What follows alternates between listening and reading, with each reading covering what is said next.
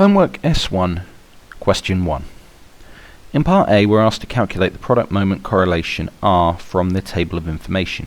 It's only worth 1 mark because our calculators can do that for you so long as you've got the right mode on your calculator, which is why we recommend the ClassWiz calculator for all students. You need to do that in the menu option 6, Statistics. If you press equals on that one, it brings you up a second set of options, and you need to choose y equals a plus bx, which is option 2. Now unfortunately on this calculator, every time you enter this mode, it deletes what information is in the table, and so you need to re-enter it again. You don't want to watch me do that, so I'm going to pause the video and it's going to come back in a moment. Okay, so I've now got all 9 entries inserted into the table. To actually be able to calculate the product moment correlation, you need to press the option button. Get a few different options, and the one that we need is regression calc number 4. This gives you the y-intercept of our regression equation, the gradient of our regression equation, and the value of r on that bottom line. What we need to do is write it down to the required level of accuracy if you've not been given a required level of accuracy, at minimum 3 significant figures. So r equals minus 0.952. In part B, we're asked to state with a reason which variable is the dependent variable. So we have our choices. We've either got the height above sea level or we've got the air temperature. And you just need to have a think about which is the one that is kind of there and affects the other one. I find it easier to just ask yourself which one is going to do it. Ask it both ways. Does the height above sea level depend on what the air temperature is, or does the air temperature depend on how high you are above sea level? And one of these will always make more sense than the other one. So in this case, it's air temperature, which is the dependent variable. It depends on the height.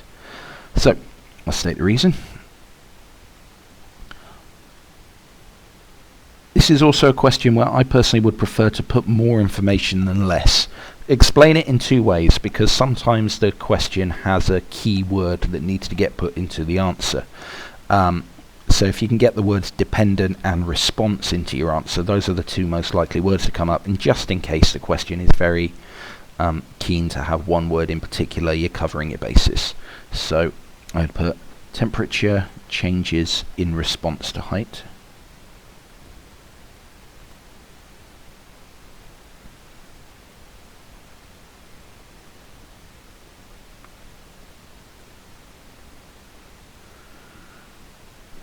And the temperature is dependent on the height above sea level.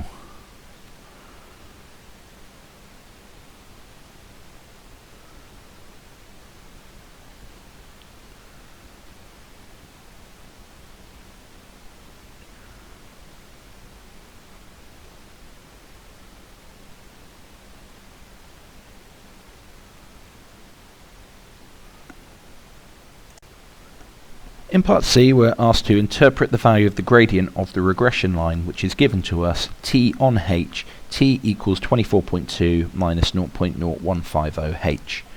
So a regression line is always going to be linear, and it's going to be of the form y equals a plus bx. The letters can change depending on the context, and those values of a and b are going to be given for you. The equation can obviously be rewritten with the gradient coming first, but the gradient is always going to be the one that is a coefficient of the variable. Now I have a template that I like to use when I'm interpreting the value of the gradient as follows. Our value b is the gradient as x. Now this is going to be the words to describe what x is measuring. Increases by 1 x unit, whatever it is that we're measuring in. Y, again, what are we measuring? Increases or decreases by our value b, y units. The important thing is its context. We can't just give an answer that's about it goes up by this amount. We have to say what goes up by this amount. So filling in the gaps, minus 0.0150 is the gradient.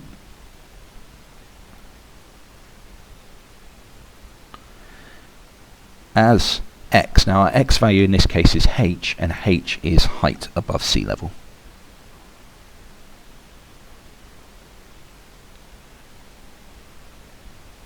Increases by 1. Our unit that we're measuring height in is meters. Y, or in this case T, the variable that we're measuring is air temperature.